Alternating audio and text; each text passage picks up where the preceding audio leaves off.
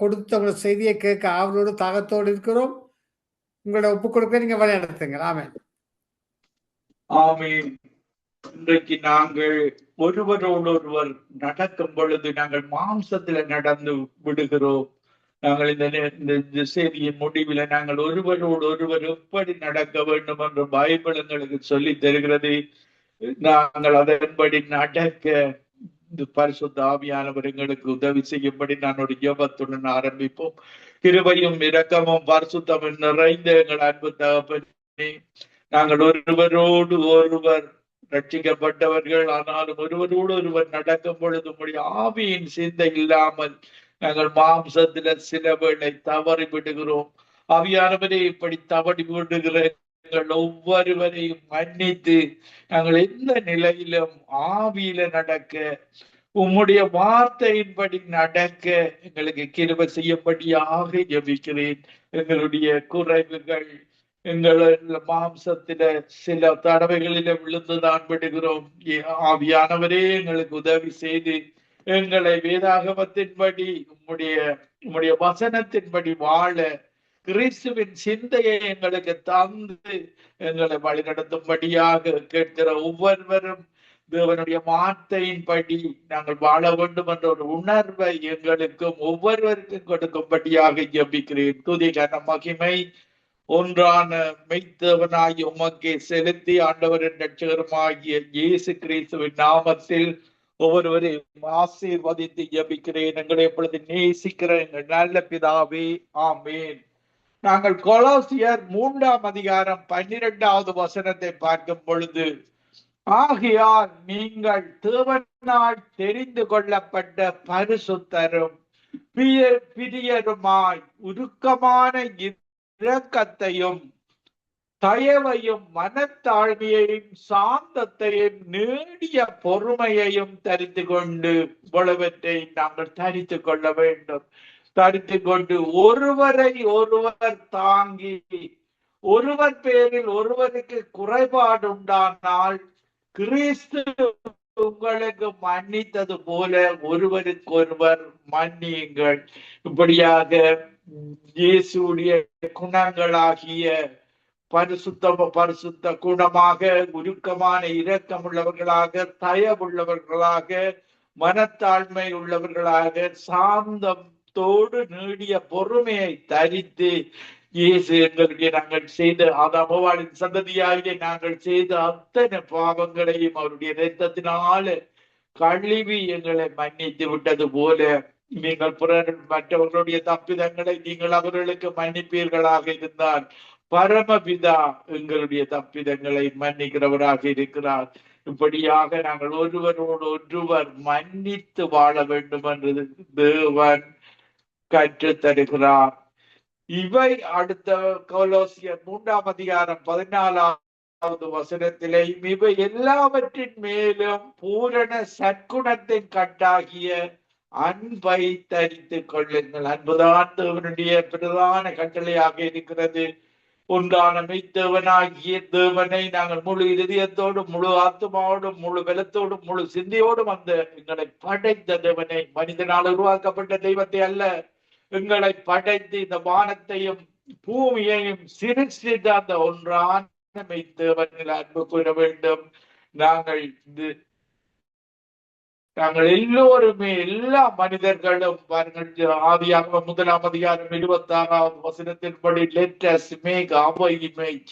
நாங்கள் தேவனுடைய பிள்ளைகளாக எந்த மதத்தில இருந்தாலும், எந்த பாவம் செய்து வாழ்ந்தாலும், நாங்கள் தேவனுடைய let us 2 பேர் இயேசுடைய தேவனுடைய உருவத்தோடு நாங்கள் அவருடைய சாயலில் படைக்கப்பட்ட நாங்கள், அதற்காகத்தான் இயேசு மன உருவெடுத்து எங்களுடைய தேவனுடைய சாயலாகவும் இயேசுடைய ரூபத்தின்படியும் படைக்கப்பட்ட ஒவ்வொரு மனிதனுடைய ஆத்மாவும் அந்த தேவனிடத்துல போய் சேர வேண்டும். பாருங்கள், நாங்கள் மரிக்கும் பொழுது எங்களுடைய சரீரம் மண்ணுக்கு போகிறது, எங்களுடைய ஆத்மா புதிய சரீரத்தை பெற்றுக் கொள்ள வேண்டும். அந்த புதிய சரீரத்தோடு, இயேசுடைய சரீரத்தோடு நாங்கள் வாழுகிற வாழ்வை இயேசு எங்களுக்கு தருகிறவராக இருக்கிறார். இதற்காகத்தான் இவர் இயேசு கிறிஸ்து கடைசியாக சொன்ன கமாண்ட், கிரேட் கமிஷன், நீங்கள் பூமியில் உள்ள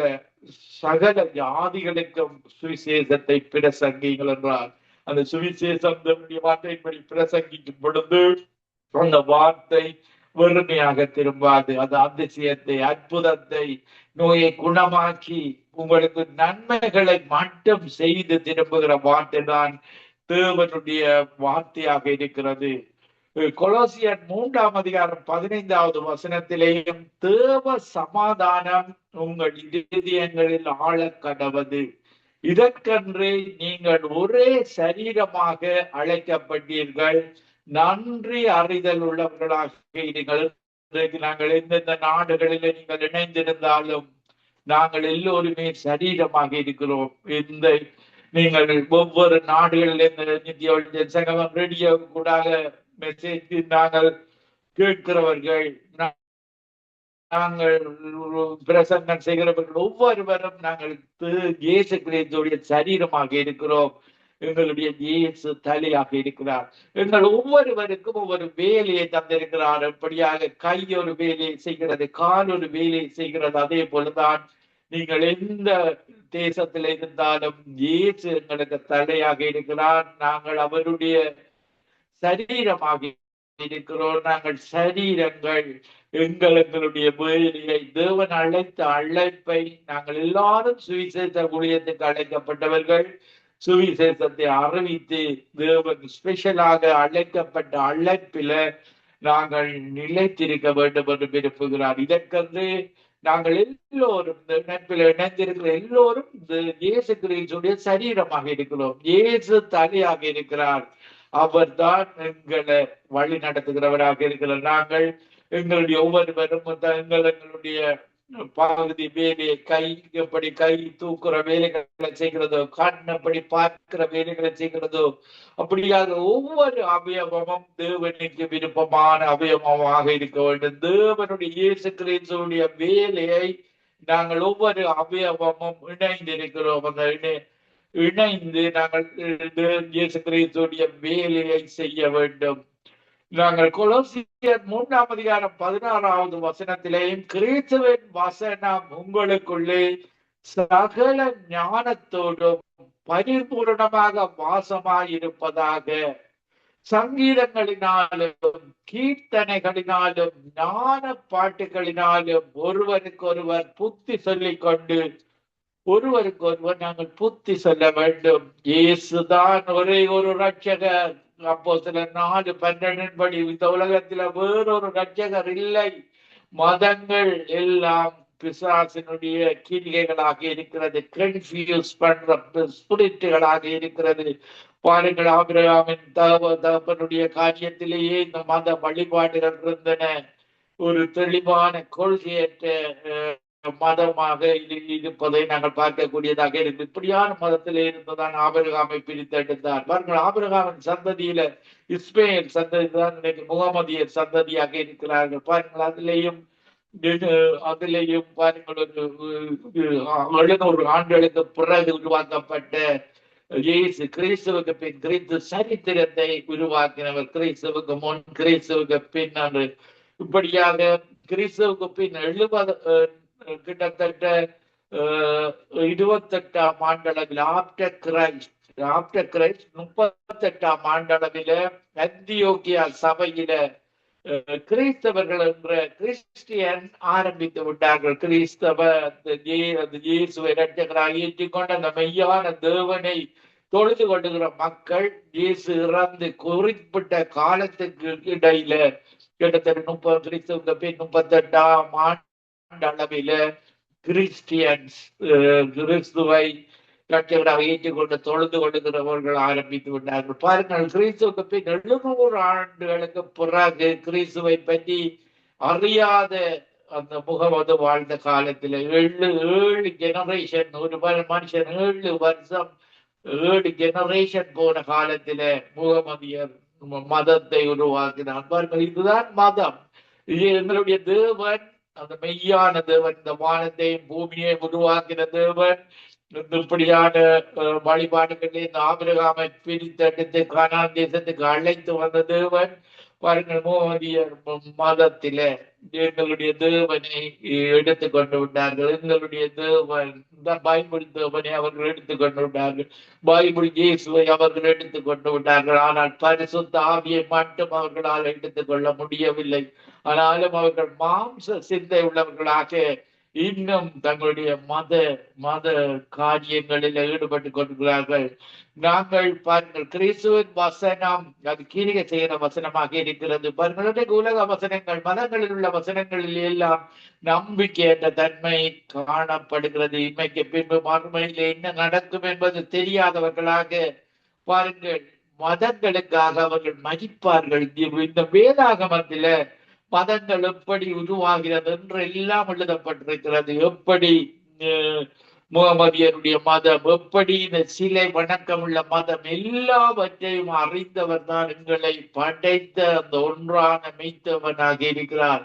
இப்படித்தான் வாழ வேண்டும். மனிதனுடைய கேட்லாக், ஒரு கம்ப்யூட்டருக்கு ஒரு கேட்லாக் இருக்கிறது போல மனிதன் வாழுவதற்கு, பரலோகம் சேருவதற்குரிய கேட்லாக் தான் பேசிக் instruction before leaving this earth. இந்த பைபிளை உண்மையோடும் உத்தமத்தோடும் பழைய கிறிஸ்தவ நாடுகளில் உள்ளவர்கள் கைப்பற்றியதன் நிமித்தம், கொண்டதன் நிமித்தம் அந்த தேசங்கள் ஆசீர்வதிக்கப்பட்டது. இன்றைக்கு அத்தனை இப்படியான சிலை வணக்கம் உள்ளவர்களும் இப்படியான முகமதிய மத மக்களுக்கும் அடைக்கலம் கொடுத்த தேசமாக கிறிஸ்தவ தேசம் விளங்கி இருக்கிறது. ஆனால் அந்த தேசத்தை இன்றைக்கு அந்த கிறிஸ்தவர்கள் மீண்டுமாக தங்களுடைய தெய்வம் தான் மெய்யான தெய்வம் என்பதை அறிந்து கொள்ள தொடங்கி விட்டார்கள். பாருங்கள், இப்ப இந்த கடைசி காலத்தில கொலோசியர் 3ஆம் அதிகாரம் 17வது வசனத்திலேயும், வார்த்தையினாலாவது கிரிகையினாலாவது நீங்கள் எதை செய்தாலும் அதையெல்லாம் கர்த்தராகிய இயேசுவின் நாமத்தினாலே செய்து அவர் முன்னிலையாக பிதாவாகிய தேவனுக்கு தோத்திரம் செலுத்துங்கள். பாருங்கள், நாங்கள் தேவனுக்கு எப்பொழுதும் எங்களுக்கு தீமை நடந்தாலும் தோத்திரம், நன்மை தருகிறவர் தான். நன்மை மட்டும்தான் எங்களுடைய தேவன் தருகிறவர். பிசாசுதான் தீமையை தருகிறவர். எங்களுடைய தேவன் தீமையை பார்க்க மாட்டாத சுத்த கண்ணுள்ளவர். அவர் நன்மையான ஈவுகளையும் பரிபூரணமான வரங்களையும் எங்களுக்கு தருகிற தேவன் தான் எங்களுடைய தேவனாக இருக்கிறார். பாருங்கள், நாங்கள் ரோமர்களை பார்க்கும் பொழுது நாங்கள்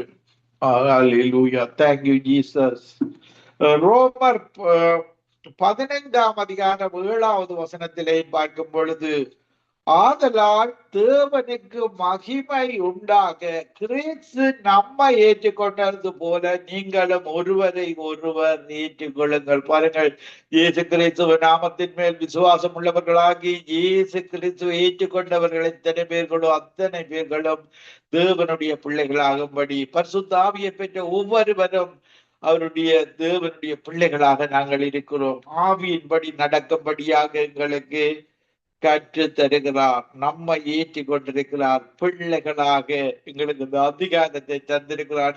இந்த உலகத்தை உருவாக்கின தேவன் தன்னுடைய ஆவியை தந்து, பரிசுத்த ஆவியை தந்து, தேர்ட் பர்சன் ஆஃப் தி ட்ரினிட்டியில 3வது நபராக பரிசுத்த ஆவியானவரை தந்து எங்களை மகனாக மகளாக அவருடைய ராஜ்யத்தில ராஜாவின் பிள்ளைகளாக ஆசாரியர்களாக அவரோடு கூட நித்தியமாக வாழுகிற ராஜ்யத்தில எங்களை அழைத்திருக்கிறார்.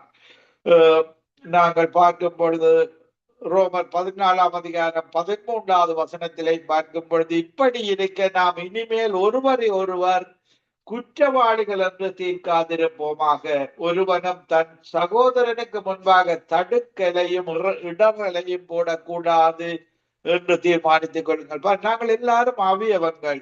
நாங்கள் ஒருவரை ஒருவர் குற்றவாளி என்று நாங்கள் தீர்க்கும் பொழுது ஒரு மனிதனை எங்களை நாங்களே குற்றவாளிகளாக ஆக்கி கொள்ளுகிறோம். நாங்களுக்கு ஜட்ஜ்மெண்ட் தருகிற அதிகாரம் எங்களுக்கு இல்லை. இயேசுதான் இந்த உலகத்தில் உள்ள அத்தனை மனிதர்களையும் பாருங்கள் தவறு செய்யும் பொழுது அவர் தான் எங்களை மன்னிக்கிறவராக இருக்கிறார். நாங்கள் ஜட்ஜ்மெண்ட் குற்றவாளிகள் என்று யாரையும் தீர்க்க கூடாது என்று எங்களுக்கு கற்றுத் தருகிறார். பாருங்கள், நாங்கள் 1 கொரிந்தியர் 7 அதிகாரம் 5வது வசனத்துல பார்க்கும் பொழுது பாருங்கள், கணவன் மனைவி இன்னைக்கு அபிஷேகம் பெற்றவர்களாக இருக்கிறார்கள், ஆனால் தேவனுக்கு பிரியமாக வாழ வேண்டும் என்று பாருங்கள். 1 கொரிந்தியர் 7 அதிகாரம் 5வது வசனத்துல உபவாசம் செய்யும் பொழுது உபவாசத்திற்கு 1 கொரிந்தியர் 7 அதிகாரம் 5வது வசனத்துல உபவாசத்திற்கு ஜெபத்திற்கு தடையிடாதபடிக்கு இருவரும் சில காலம் பிரிந்திருக்க வேண்டும் என்று சம்மதித்தாலே அன்றி ஒருவரை விட்டு ஒருவர் பிரியாதிருங்கள். உங்களுக்கு விரதத்துவம் இல்லாமையினால் சாத்தான் உங்களை தூண்டி விடாதபடிக்கு மறுபடியும் கூடி வாழுங்கள். பாருங்கள், ஜெபத்தில கணவன் அதிகமாக இருந்தால் மனைவி சில வேளைகளில் மாம்ச சிந்தையில சில காரியங்கள் வரலாம். மனைவி சரியான பக்தி உள்ளவர்களாக இருந்தால் மாம்ச சிந்தத்துல அந்த காலத்துல மட்டும் நாங்கள் உபவாசம் செய்யும் பொழுது கணவன் மனைவியும் தனித்து ஜபித்துக் கொள்ள வேண்டும். பின்பு கூடி வாழ வேண்டும் என்று தேவன் விரும்புகிறார். பிரிந்து போவது தேவனுக்கு பிரியமில்லை. ரட்சிக்கப்பட்ட குடும்பங்கள் பிரிந்து போவது தேவனுடைய சித்தம் அல்ல. 1 கொரிந்தியர் 16 அதிகாரம் 21வது வசனத்திலேயும் 1 கொரிந்தியர் 16 அதிகாரம் 20வது வசனத்திலேயும் சகோதரர் எல்லாரும் உங்களை வாழ்த்துகிறார்கள், ஒருவரை ஒருவர் பரிசுத்த முத்தத்தோடு வாழ்த்துங்கள். பாருங்கள், நாங்கள் பரிசுத்த முத்தத்தோடு நாங்கள் தேவனை தொழுது கொள்ளுகிறோம். பரிசுத்த இருதயத்தில பரிசுத்தத்தை நாங்கள் பரிசுத்த ஆவியானவரால் நிறைந்து பரிசுத்த முத்தத்தோடு நாங்கள் வாழ்த்த வேண்டும். கலாத்தியர் 5 அதிகாரம் 15வது வசனம் சொல்லுகிறது. பாருங்கள், நாங்கள் ரட்சிக்கப்பட்டவர்கள் தான் ஒருவரை ஒருவர் பகைக்க கூடாது. பாருங்கள், சவுலும் ரட்சிக்கப்பட்டவர், தாவீதும் ரட்சிக்கப்பட்டவர். ஆனால் சவுல் எப்பொழுதும் தாவீதுக்கு விரோதமாக கொலை செய்ய தேடி திரிவான். பாருங்கள், ஆனால் தாவீது அவன் சவுல் அபிஷேகம் பண்ணப்பட்டவன், நான் அவனுக்கு துரோகம் செய்யக்கூடாது. இதுதான் தேவனுடைய விருப்பமாக இருக்கிறது. ரட்சிக்கப்பட்டவர்களாக இருந்தாலும் இன்னொரு ரட்சிக்கப்பட்ட மனிதனை நாங்கள் கடித்து பட்சிக்க கூடாது. பாருங்கள், நாங்கள் கலாத்தியர் 5 அதிகாரம் 15வது வசனத்திலே பார்க்கும் பொழுது நீங்கள் ஒருவரை ஒருவர் கடித்து பட்சித்தீர்களானால் அழிவீர்கள். அப்படி ஒருவர் அழிக்கப்படாதபடிக்கு எச்சரிக்கையாயிருங்கள். பின்னும் நான் சொல்லுகிறது என்னவென்றால், ஆவிக்கேற்றபடி நடந்து கொள்ளுங்கள், அப்பொழுது மாம்ச இச்சையை நிறைவேற்றாதிருப்பேன். பாருங்கள், சவுல் மாம்ச இச்சையின்படி அவன் எப்படியாவது தாவீதை கொலை செய்து விட வேண்டும் என்று பல தடவைகளில அவன் தொடர்ந்து சென்றதை பார்க்கக்கூடியதா இருக்கு. ஆனால் தாவீது சவுலை கொலை செய்ய நேரம் கிடைத்த பொழுது கூட அவன் அபிஷேகம் பண்ணப்பட்டவன், தேவனுடைய மகன் என்ற ஒரு உணர்வோடு அவனை கொல்லாமல் அந்த ஒரு சார்பின் ஒரு பகுதியை எடுத்து கொண்டு போனதை நாங்கள் பார்க்கக்கூடியதாக இருக்கிறது. தேவனுடைய வார்த்தையின்படி தேவனுடைய இதயத்தின்படி அவன் வாழ்ந்ததை நாங்கள் பார்க்கக்கூடியதாக இருக்கிறது. நாங்கள் அடுத்த வசனத்திலேயும் கலாத்தியர் 5 அதிகாரம் 26வது வசனத்திலேயும் வீண் புகழ்ச்சியை விரும்பாமலும் ஒருவரை ஒருவர் கோபமூட்டாமலும் ஒருவர் மேல் ஒருவர் பொறாமை கொள்ளாமலும் இருக்க கடவோம். பாருங்கள், வீண் புகழ்ச்சி, இந்த பெருமைகள், சபைகளில பெருமைகள், தாழ்மை உள்ளவனுக்கு தான் தேவன் கிருபை அளிக்கிறார்.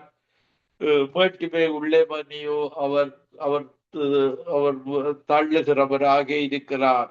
இப்படியான ஒரு இரக்கமுள்ள தேவன் தான் எங்களுடைய தேவன். எபேசியர் 4 அதிகாரம் 2வது வசனத்திலேயும் மிகுந்த மனத்தாழ்வையும் நீடிய சாந்தமும் பொறுமையும் உடையவர்களால் அன்பினால் ஒருவரை ஒருவர் தாங்கி. இவர்கள் சார்ந்த நீடிய பொறுமை இருக்க வேண்டும், சாந்தம் இருக்க வேண்டும். சமாதான கட்டினால் ஆவியின் ஒருமையை காத்துக் கொள்வதற்கு ஜாக்கிரதையாயிருங்கள். இன்னைக்கு பாருங்கள், ஜெபிக்கும் பொழுது அந்த பரிசுத்த ஆவியானவர் இல்லாமல் இருக்கிறதுக்கு காரணம் அவர்கள் ஒருமைப்பட்டு அன்பில இருக்காததுதான் இந்த இடத்துல நாங்கள் ஜெபிக்கும் பொழுது பரிசுத்த ஆவியானுடைய வல்லமை காணப்படாத காரணமாக இருக்கிறது. நாங்கள் ஒருமனப்பட்டவர்களாக அந்த இடத்துல வேறு சிந்தனைகளை நாங்கள் அந்த நேரத்துல தேவனை நோக்கி பார்க்கும் பொழுது, யூனிட்டியாக இருக்கும் பொழுது, அன்பாக இருக்கும் பொழுது, அந்த இடத்துல பரிசுத்த ஆவியானவரின் வல்லமை அதிகமாக இருப்பதை நாங்கள் உணரக்கூடியதாக இருக்கிறது. பாருங்கள், நாங்கள் எபேசியர் 4 வசனத்துல உங்களுக்கு உண்டான அழைப்பினாலே நீங்கள் ஒரே நம்பிக்கைக்கு அழைக்கப்பட்டது போல ஒரே சரீரமும் ஒரே ஆவியும் உண்டு. பாருங்கள், பரிசுத்த ஆவியானவர் தான் எங்கள் எல்லாருடைய சரீரத்திலேயும் இருக்கிறவர்.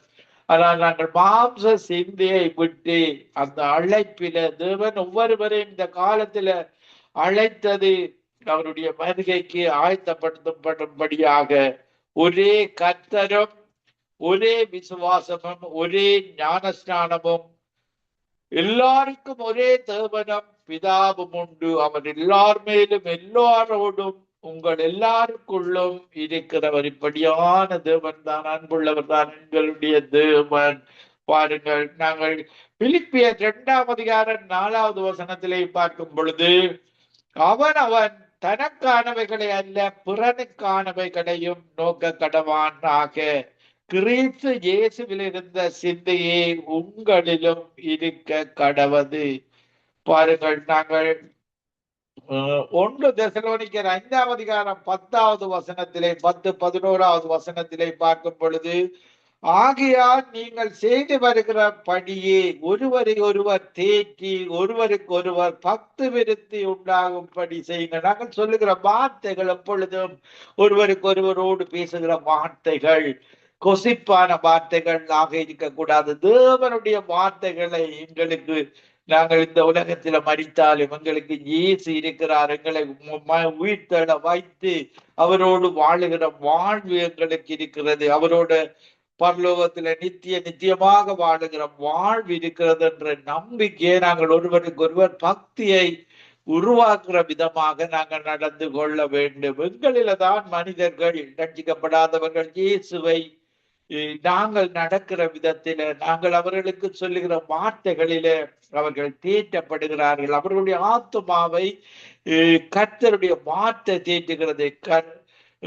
என் ஆத்துமாவை தேற்றி என்னை நீதியின் பாதையில் நடத்துகிறார். அவர்கள் ஆத்துமாய் தேற்றப்படுவதற்கு, இன்னைக்கு ரட்சிக்கப்படாத ஒரு மக்களின் ரட்சிக்கப்படுவதற்கு தேவனுடைய வார்த்தை அவசியமாக இருக்கிறது. வெறுமையாக திரும்பாது, அது தன்னுடைய காரியமாய் இதை செய்துவிட்டு தான் திரும்பும். இந்த வார்த்தை ஒரு மனிதனை ஆசீர்வதிக்கும்.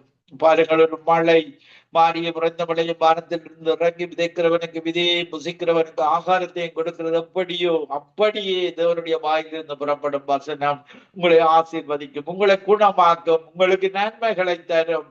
நீங்கள் மாம்ச சிந்தையில மாம்ச வார்த்தைகள், உலக வார்த்தைகள் உங்களுக்குள்ள போகமாக இருந்தால் அந்த உலக வார்த்தைகள் கவலை வரும், துக்கம் வரும், துன்பம் வரும். இந்த துக்கங்களை சந்தோஷமாக மாற்றுகிற வார்த்தை உங்கள் துக்கம் சந்தோஷமாக மாறும். இதுதான் தேவனுடைய வார்த்தை. அது நிச்சயமாக அது சந்தோஷத்தை தான் தரும். இன்றைக்கு மதங்களில் உள்ள மக்களுக்கு தானியமும் திராட்சை ரசமும்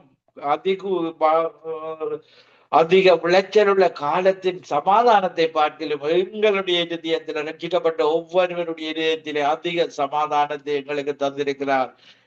பாருங்கள், இயேசு சொல்லும் பொழுது யோவான் 14:26-27 என்னுடைய சமாதானத்தையே உங்களுக்கு தருகிறேன், உங்களுடைய திகையாமலும் பயப்படாமலும் நாங்கள் இருக்க வேண்டும். பாருங்கள், அவர் மீண்டுமாக வந்து யோவான் 14 ஒரு ஸ்தலத்தை ஆயத்தம் பண்ண பின்பு நான் இருக்கும் இடத்துல நீங்கள் இருக்கும்படி மீண்டும் வந்து உங்களை அழைத்து செல்வேன். இயேசு ஒரு வார்த்தை சொன்னால் அது நடந்தே தீரும்.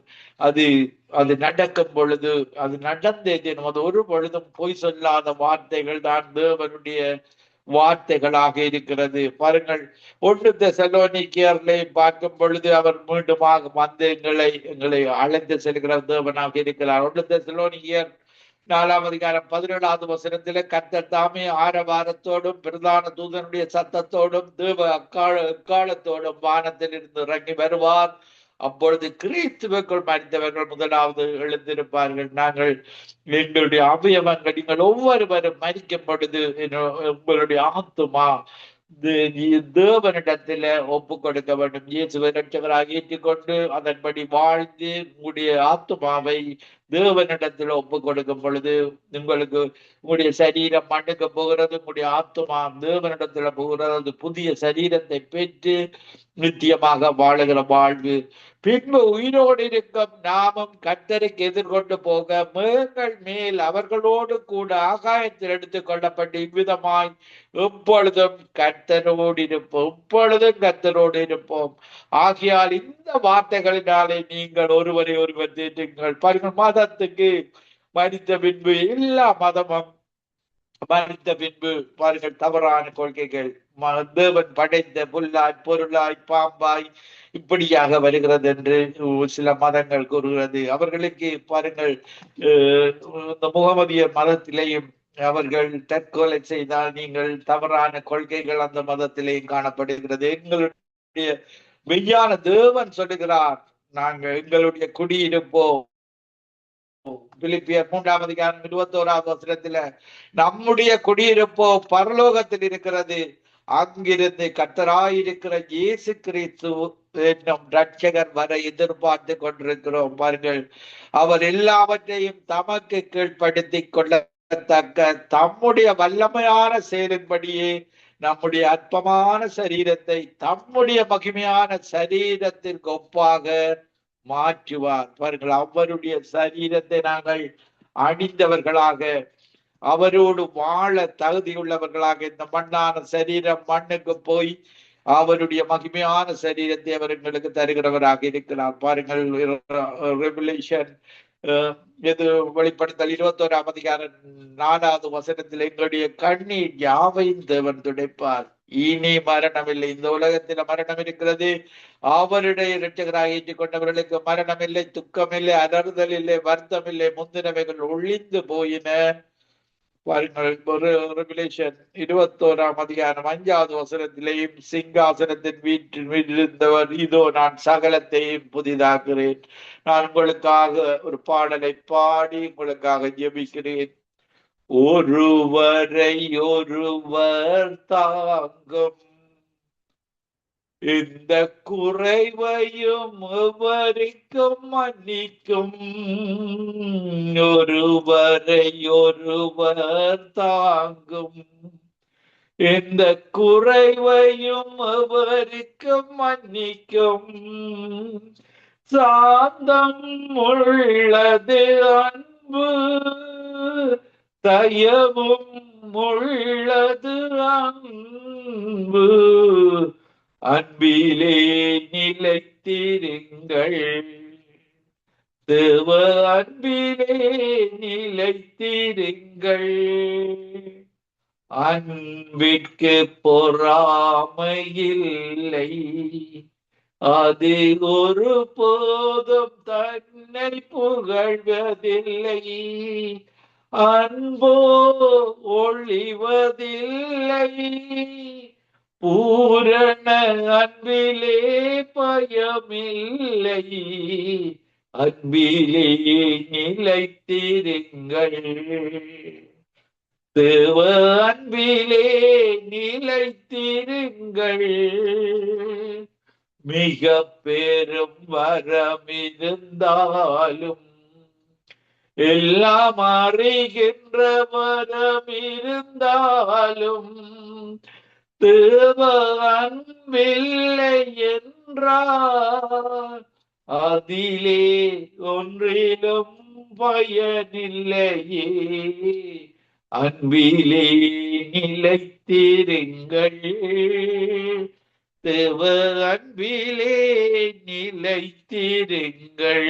ஆமாண்டவரே, இந்த நிகழ்ச்சியில இணைந்து கொண்டிருக்கிற ஒவ்வொரு மக்களுக்காகவும் ஜெபிக்கிறேன். நீர் நன்மைகளை செய்கிற தேவன், நன்மையான ஈவுகளும் பரிபூரணமான வரங்களும் பரத்திலிருந்து பிதாவாகிய ஜோதிகளிடத்தில் உம்மிடத்திலிருந்து வருகிறது. ஆண்டவரே, அந்த நன்மைகளை நாங்கள் பெற்றுக்கொண்டு உம்மை போல வாழ, உம்முடைய சித்தத்தில வாழ, ஒருவரோடு ஒருவர் நாங்கள் ஐக்கியமாக வாழ, எங்களுடைய மாம்ச சிந்தைகளை அகற்றிவிட்டு ஆவியின் சிந்தையில வாழ எங்கள் ஒவ்வொருவருக்கும் கற்று தந்த கிருபைக்காக உமக்கு நன்றி. மாம்ச சிந்தை மரணம், ஆவியின் சிந்தையோ ஜீவனும் சமாதானம். நீர் உம்முடைய கற்பனையின்படி நாங்கள் அந்த ஒன்றான மித்தவனை முழு இதயத்தோடும் முழு ஆத்மாவோடும் முழு பலத்தோடும் முழு சிந்தையோடு நாங்கள் அன்பு கூற ஒருவர் அன்பில வாழ எங்களுக்கு கற்று தந்த கிருபைக்காக உமக்கு நன்றி. இந்த உலகத்தில எந்தெந்த கண்டங்களில் இருந்து மக்கள் கேட்டுக்கொண்டிருக்கிறார்களோ ஒவ்வொருவர்களோடு நிரடப்படுகிறதற்காக நன்றி. அவர்கள் ஒவ்வொருவர் ரட்சிக்கப்படுவதற்கு கொடுக்கப்பட்ட ஒரே ஒரு நாமம் ஆண்டவராகிய இயேசு கிறிஸ்துவின் நாமம் என்பதை ஒவ்வொருவரும் அறிந்து கொண்டு அந்த இயேசுவை ரட்சகராக ஏற்றுக்கொண்டு அந்த கவலை இல்லாத, கண்ணீர் இல்லாத, துக்கம் இல்லாத, மரணமே இல்லாத ராஜ்யத்தில் ஒவ்வொருவரையும் இழுத்துக் கொள்வீராக. அப்பத்தை கேட்டால் கல்லை கொடுப்பேனா, மீனை கேட்டால் பாம்பை கொடுப்பேனா, பொல்லாதவர்களாகிய இந்த உலகத்து அப்பாக்கள் தங்கள் பிள்ளைகளுக்கு நல்ல ஈவுகளை கொடுக்க அறிந்திருக்கும் பொழுது பரிசுத்தாவியானவர் இந்த நேரத்தில் அவருடைய ஆவியினால ஒவ்வொருவரையும் நிரப்புவீராக. இந்த name of Jesus, mighty name of Jesus, holy name of Jesus. ஏதாவது குற்ற குறைகள் இருந்தால் இந்த நேரத்தில் ஒவ்வொருவரையும் மன்னியும். நாங்கள் ஒருமனப்பட்டவர்களாக, இசைந்த ஆத்துமாக்களாக, ஏக சிந்தை உள்ளவர்களாக, கிறிஸ்துவின் சிந்தையை எங்களில் சிந்தையாக நீர் தந்திருக்கிற கிருபைக்காக உமக்கு நன்றி. நாங்கள் 100% சிந்தையில வாழ ஒவ்வொருவரையும் இந்த நேரத்தில் நம்முடைய அபிஷேகத்தினால நிரப்புவீராக. கணுக்கால் அளவுங்களுக்கு போதாத அபிஷேகம், முழங்கால் அளவுங்களுக்கு போதாது அபிஷேகம். ஆண்டவரே, நீச்சல் ஆழத்தில நாங்கள் மிதந்து உம்முடைய வார்த்தையின்படி வாழ, வார்த்தையானவர் மாம்சமாகி வார்த்தையின்படி வாழ்ந்து காட்டினோம். அதே போல மாம்சமான நாங்கள் ஒவ்வொருவருடைய வார்த்தையின்படி வாழ்ந்து ஒருவரை ஒருவர் குறைவுள்ள அன்பை நிறைவான அன்பில, பூரண அன்பில நாங்கள் வாழ எங்கள் ஒவ்வொருவரோடு உடைய பரிசுத்த ஆவியின் அபிஷேகத்தினாலும் நிரப்பிக் கொண்டிருக்கிறதற்காக நன்றி செலுத்துகிறோம். நன்றியோடு துதிக்கிறோம், தோத்தரிக்கிறோம், வாழ்த்துகிறோம், வணங்குகிறோம், ஆராதிக்கிறோம், உண்மையோடும் ஆவியோடும் தொழுது கொள்கிறோம். எங்கள் ஒவ்வொருவரையும் உடைய அபிஷேகத்தினால நிறைந்து கொண்டிருக்கிற கிருபைக்காக உமக்கு நன்றி, நன்றி, நன்றி சொல்லுங்கள். நன்றி என்று கூறுகிறோம். உமக்கு நன்றி. இந்த தகுதியற்ற நாங்கள் பாவிகளாக எங்களுக்காக உம்முடைய குமாரனாகிய இயேசு கிறிஸ்து அனுப்பி சிலுவையில மரிக்க வைத்து உயிரியை கொடுத்து அந்த வாலிப வயதில எங்களை இட்டு கொண்டினீரே. அந்த பரிசுத்த ஆவியை தந்து எங்களை உம்முடைய ஜீவ புஸ்தகத்தில பேரெழுதி வைத்திருக்கிறவரே, நாங்கள் அந்த பேர் கிரைக்கு போடாதபடிக்கு உம்முடைய சித்தத்தின்படி வாழ, உம்முடைய அழைப்பில வாழ எங்களுக்கு தந்த பரிசுத்த ஆவியானவருக்காக நன்றியோடு துதிக்கிறோம். ஒன்றுக்கு கவலைப்படாமல் விண்ணக்களையும் வேண்டுதல்களையும் தோத்திரத்தோடு கூடிய ஜெபத்துக்கு பரலோகத்துக்கு தெரிவிக்கிறோம். மினிஸ்டரிங் ஏஞ்சல் இந்தந்த தேசத்துல இந்த மக்கள் கேட்டுக்கொண்டிருக்கிறார்கள். ஒவ்வொரு அந்த மக்கள் தேசங்கள்ல பரிசுத்த மினிஸ்டரிங் ஏஞ்சல் அந்த மக்களை அந்த இடத்திலே இருக்கிற அசுத்த ஆவிகள் அகன்று மினிஸ்டரிங் ஏஞ்சல் அந்த இடங்களிலே மினிஸ்டரிங் ஏஞ்சல் கிரிகைகள் செய்வீராக. ஒவ்வொருவரையும் இழுத்துக் கொள்வீராக. துதி கன மகிமை ஒன்றான மித்தவராய் உமக்கு செலுத்தி ஆண்டவரின் வெற்றிகரமாகிய இயேசு கிறிஸ்துவின் நாமத்தில் ஒவ்வொருவரையும் ஆசீர்வதித்து ஜபிக்கிறேன். எங்களை பிரதி நேசிக்கிறேன் நல்ல பிதாவே. ஆமீன், ஆமீன், ஆமீன். ஆமேன், ஆமேன். நன்றி பாஸ்டர் ஆண்டன் ராசநாயம். இன்றைய நாளிலே ஒருவரோடு ஒருவர் எப்படி நடக்க வேண்டும் என்பது